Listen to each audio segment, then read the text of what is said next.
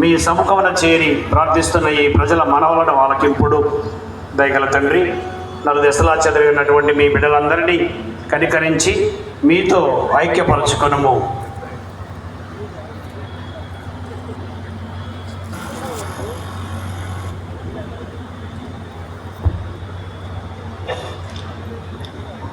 చనిపోయిన మా సహోదరి సహోదరులను నీ ప్రేమయందు ఈ లోకంలో పడిన వారందరినీ దయతో నీ రాజ్యంలో చేర్చుకున్నాడు.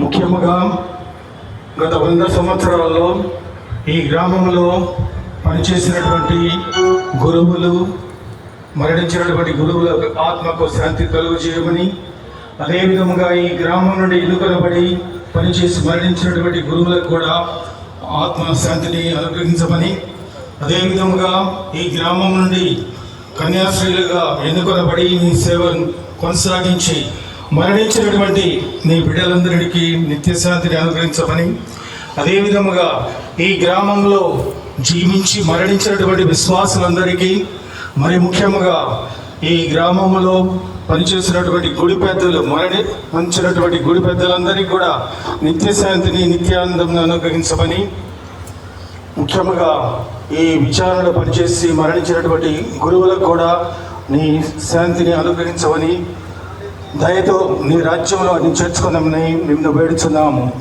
మేము అతను చేరి నీ మహిమను వీక్షించుతూ నిత్యానందం పొందుగాక. మా ప్రభు అయిన క్రీస్తు ద్వారా ఈ మనవి చేయించున్నాము. అతని ద్వారా నీవు సకల మేలులను లోకమునకు దయచేయుచున్నావు.